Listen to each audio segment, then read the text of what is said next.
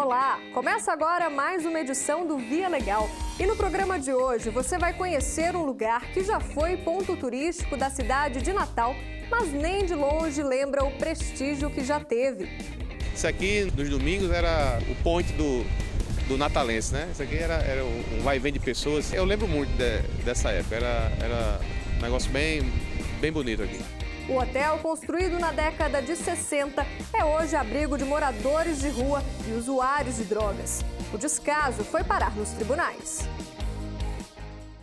De Minas Gerais, a gente mostra uma decisão que isentou um plano de saúde de pagar um medicamento no valor de R$ 7 mil para uma cliente. A Agência Nacional de Saúde, ela prevê um rol de cobertura, que é um rol taxativo. Se não houver dentro do rol de cobertura, infelizmente, o plano ele não tem essa responsabilidade quanto ao fornecimento do medicamento e do tratamento. O programa mostra ainda um caso raro de pensões acumuladas. Uma aposentada portadora de esclerose múltipla ganhou na justiça o direito de receber 2 benefícios simultaneamente. A lei garante em ambos os regimes que o filho inválido do trabalhador não vai ficar desamparado na ausência do pai ou da mãe. Ambos os regimes garantem isso. Então não há nenhum óbice, não há nenhum problema para que ambos os regimes se cumulem. Tudo isso e muito mais no Via Legal.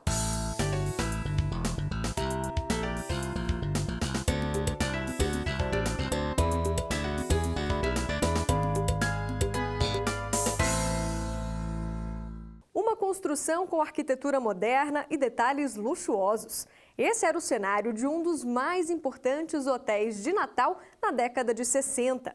Mas o que já foi ponto turístico da cidade está no centro de uma polêmica.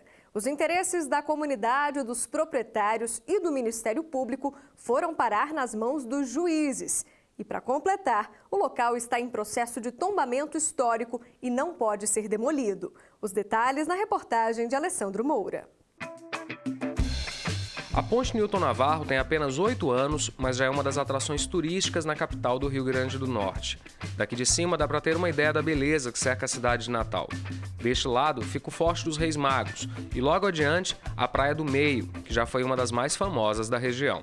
Isso aqui, nos domingos, era o point do natalense, né? Isso aqui era um vai e vem de pessoas. Eu lembro muito dessa época, era um negócio bem bonito aqui.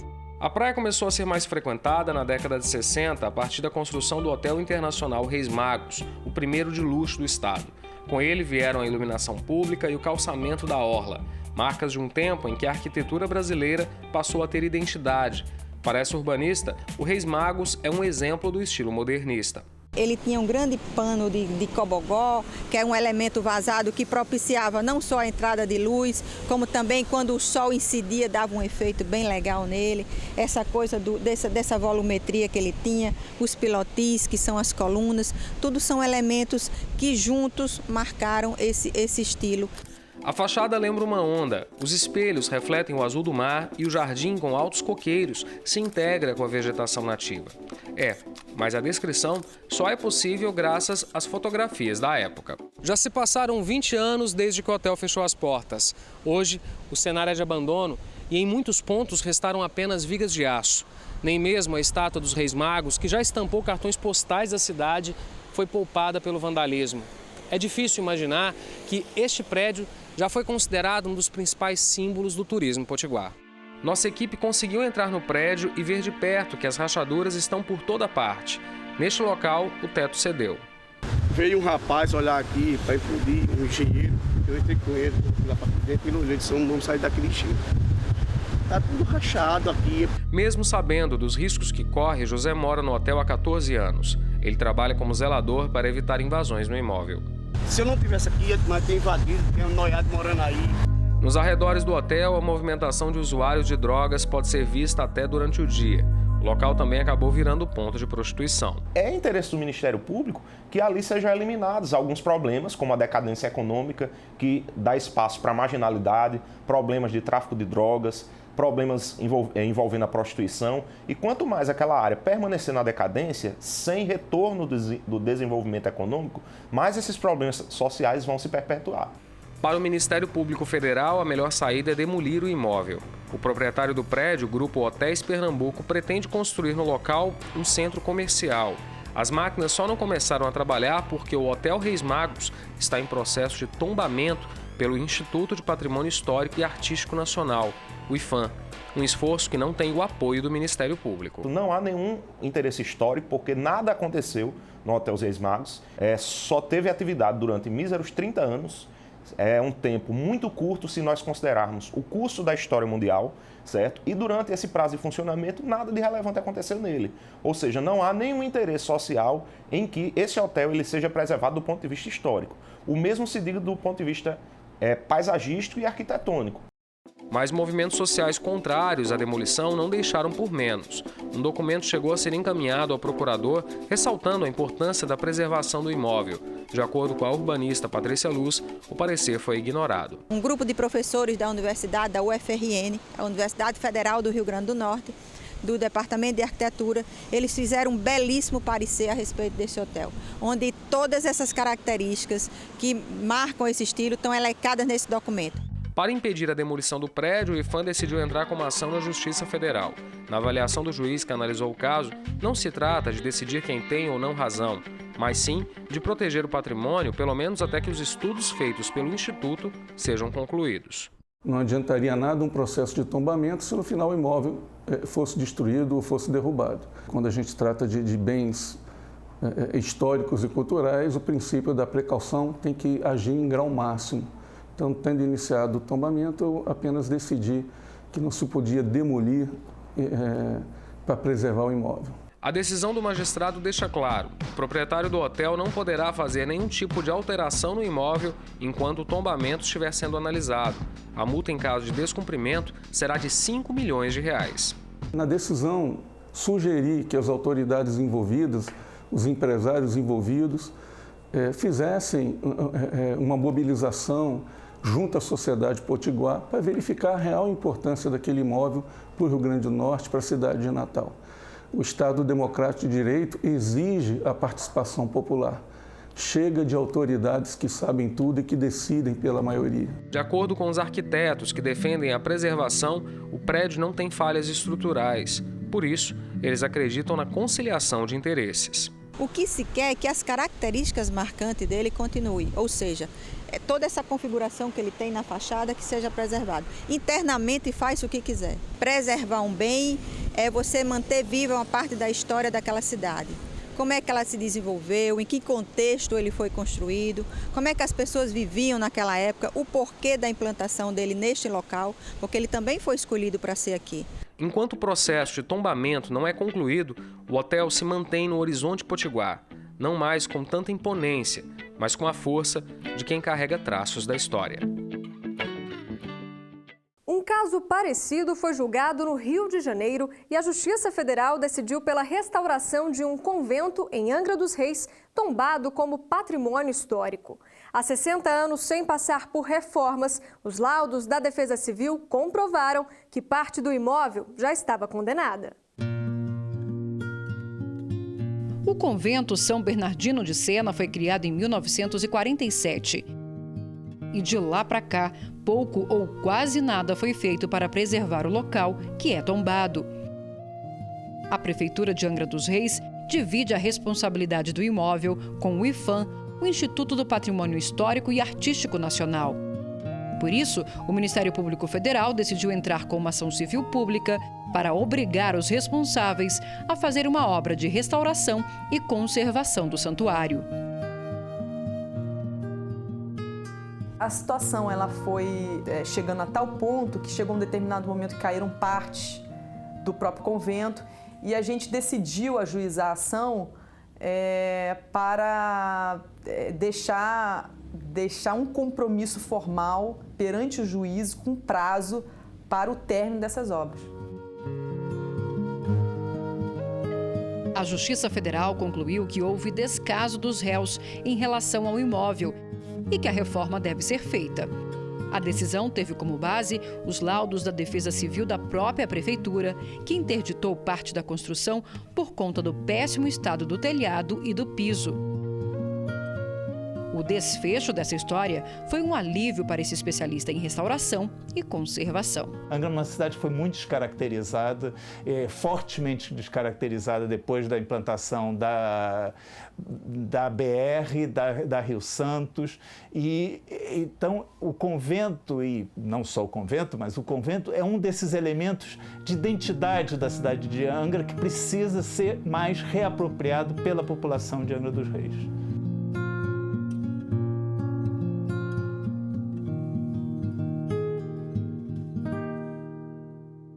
Muita gente não sabe, mas quem paga plano de saúde pode pedir para a operadora o fornecimento de alguns remédios. Essa regra só vale se o medicamento estiver em uma lista de cobertura elaborada pelo governo e atualizada a cada 2 anos. Em Minas Gerais, a Justiça isentou uma empresa da responsabilidade de pagar essa conta. A repórter Eliane Wirtman explica melhor esse caso. Diagnóstico de artrite reumatoide hoje em dia não é uma sentença mais.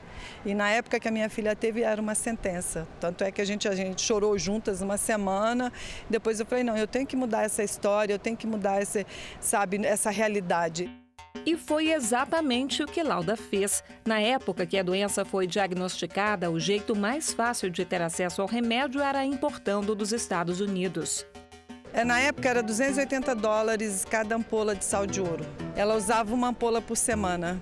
Então era uma loucura, foi um tratamento muitíssimo caro. Lauda foi à luta. Procurou a Justiça, que determinou ao governo o fornecimento do remédio. Inconformada por não poder contar com um plano de saúde, ela não desistiu. Passou a fazer parte da Associação Maria Vitória de Doenças Raras e conseguiu convencer a Agência Nacional de Saúde, a ANS, a rever o papel dos planos no tratamento de pessoas com artrite reumatoide.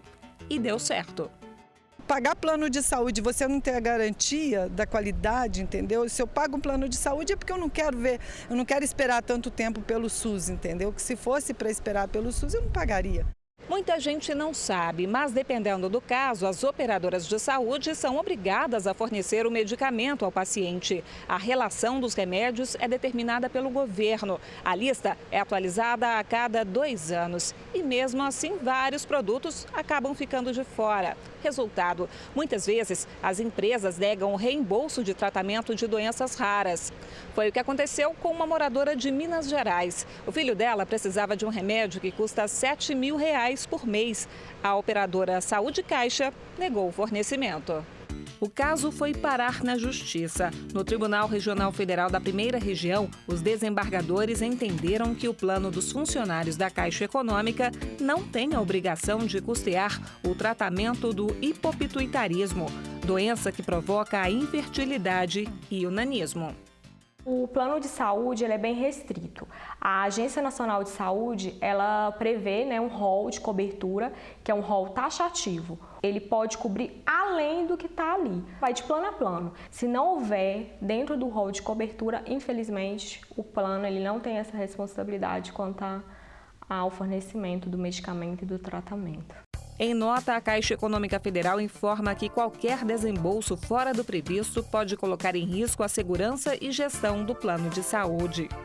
Apesar de já ter garantido o tratamento da filha, Lauda segue na luta em defesa dos pacientes com doenças raras.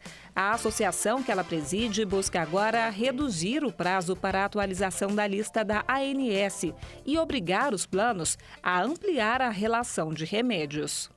Não deveria ter essa parte impeditiva de você já ter direito automaticamente a um tratamento de ponta porque não está no rol. Entendeu? Então isso para a gente não é bom. Aí a gente faz muito essas campanhas exatamente para que mude esse cenário, para que mude essa história toda. Lauda espera que com esse esforço o tempo de espera dos pacientes seja reduzido e com ele os riscos de sequela. Se hoje ela tivesse o diagnóstico hoje, com todo esse arsenal de tratamento, ela seria uma pessoa praticamente com vida normal. Hoje as perninhas da Laís seriam as perninhas, não seriam as rodinhas, né?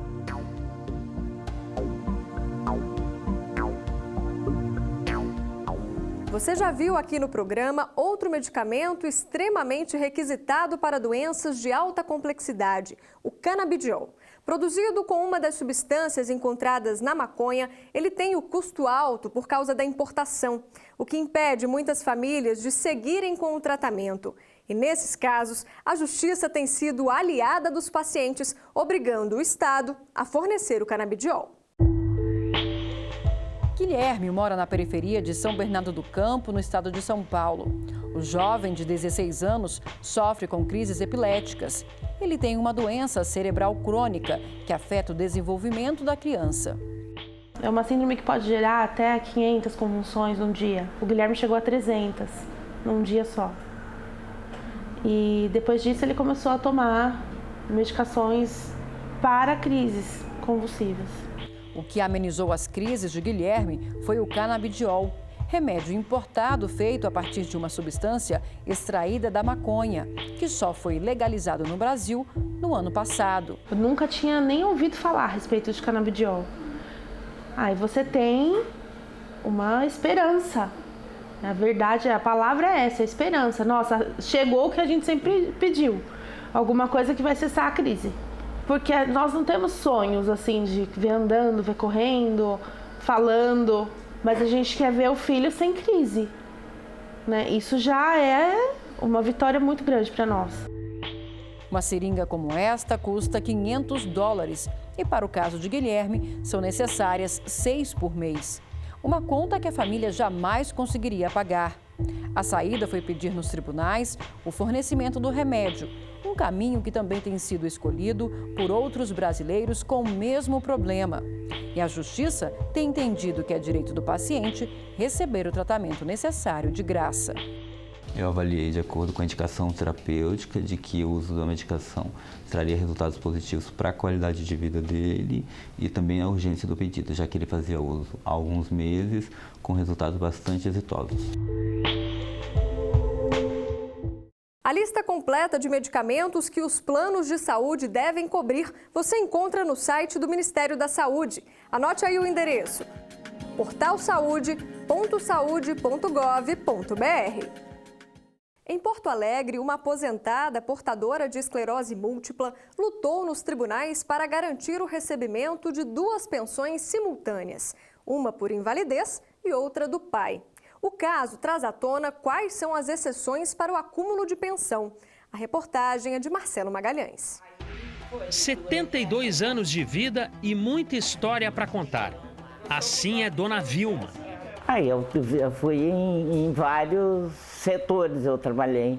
Tá? Por exemplo, eu fiz administração hospitalar, eu trabalhei no Hospital da PUC, eu abri o Hospital da PUC como gerente administrativo. Tá? Aí depois de um tempo, aonde estavam me pagando mais, quando eu estava boa, eu estava indo. E foi justamente no auge da vida profissional que a aposentada teve um sério problema. No cérebro não tem sintoma. O senhor só vai descobrir que o senhor é portador dessa doença quando lhe tira um líquido da medula. A minha deu sorte, porque a minha é daqui, da cintura para baixo. Tem outros que são linfáticas. Tá? Aí não consegue comer, não consegue falar, não raciocina, nada. A minha foi daqui. E aí agora eu tive o primeiro surto. Foi quando eles descobriram. O diagnóstico de esclerose múltipla obrigou Dona Vilma a se aposentar por invalidez. Como não podia trabalhar, na época ela foi morar com a mãe, que só conseguiu pagar as despesas da casa porque recebia pensão pela morte do marido. A mãe me dava tudo. Mas depois que a senhora teve que viver só com a sua aposentadoria? Não, foi difícil, muito difícil, muito. Quanto é que a senhora recebia só com a sua aposentadoria? 1.100, 1.000 e pouco, porque eu tinha que fazer no BMG os empréstimos também. Após a morte da mãe, Dona Vilma entrou com uma ação na Justiça Federal para continuar recebendo o benefício. O pedido foi aceito em primeira instância, mas a Advocacia Geral da União entrou com recurso, alegando que a autora já recebia aposentadoria por invalidez e não podia acumular 2 benefícios. O caso foi analisado no Tribunal Regional Federal da 4ª Região, que manteve a sentença. A lei garante em ambos os regimes que o filho inválido do trabalhador não vai ficar desamparado na ausência do pai ou da mãe, né? Ambos os regimes garantem isso. Então, não há nenhum óbice, não há nenhum problema para que ambos os regimes se cumulem. De acordo com o desembargador federal relator do processo, os vencimentos possuem naturezas distintas e podem ser recebidos pela mesma pessoa. O que se provou é o seguinte, é que quando já havia o óbito em 95, ela era inválida, a invalidez. E isso sim é importante, porque se ela ficasse inválida depois do falecimento do pai, ela não teria direito a essa pensão. Mas como ela já era inválida antes do falecimento do pai, ela tem direito então à pensão por morte. São de regimes diferentes, uma coisa é a pensão estatutária, outra coisa é a pensão do regime previdenciário normal. A União ainda pode recorrer. Mas, pelo menos por enquanto, Dona Vilma respira aliviada. Mas a nossa expectativa é que essa decisão se confirme, porque, como dito, isso faz parte da proteção, da dignidade, da proteção a uma pessoa necessitada. Não acreditamos que os tribunais superiores não vão ter esse sentimento de proteção que a senhora Vilma precisa. Porque eu não esperava mais. Tá, 5 anos o senhor ficar na dependência, outra coisa, o senhor vendo que cada dia o senhor está morrendo, tá? Que, inclusive, eu disse, quando recebi o 13º, vou comprar uma cadeira de roda para mim.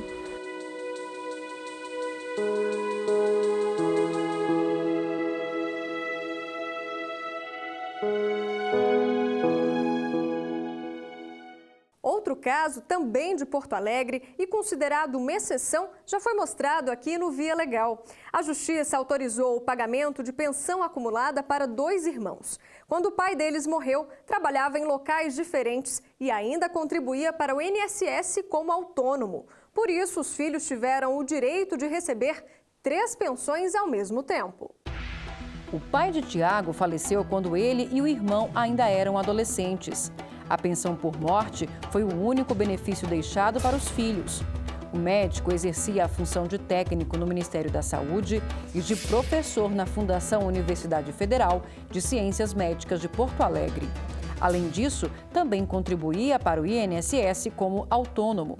Uma situação atípica que fez o caso parar na Justiça Federal. Quando ele faleceu, foram feitos requerimentos de aposentadoria, foram todos inicialmente deferidos, mas posteriormente a Fundação cancelou o benefício dizendo que não poderia acumular 3 benefícios. Como a Constituição proíbe o acúmulo de cargos públicos, a Fundação decidiu não pagar mais a aposentadoria. Tiago e o irmão entraram com um mandado de segurança para cobrar os valores que não foram pagos. Direito reconhecido pela Justiça em primeira instância. Já a universidade recorreu, mas, de acordo com o relator do processo, na Constituição existem algumas exceções. A Constituição dá 3 exceções a essa regra. É possível que haja acumulação de 2 cargos de professor, desde que haja compatibilidade de horários. É possível que haja acumulação de 1 cargo de professor com 1 cargo técnico. E é possível a acumulação de 2 cargos técnicos na saúde. Para efeitos de regra constitucional, não interessa o cargo do regime jurídico único. O que interessa são os cargos públicos, e esses 2 cargos públicos eram possíveis de acumulação. Por essa razão é que a família terá direito às 3 pensões. O mais importante era que o nosso pai era aposentado, ele contribuiu, ele pagou para os cofres públicos e para receber a retribuição. É direito dos filhos receber a pensão, então o mais importante é a questão relativa ao reconhecimento do nosso direito que foi negado.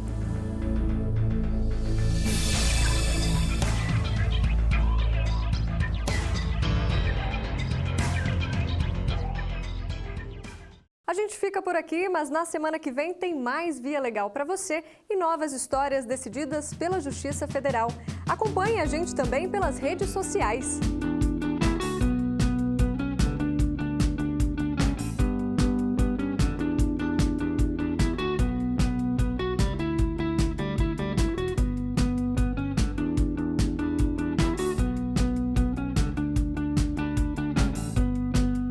Até semana que vem. Tchau!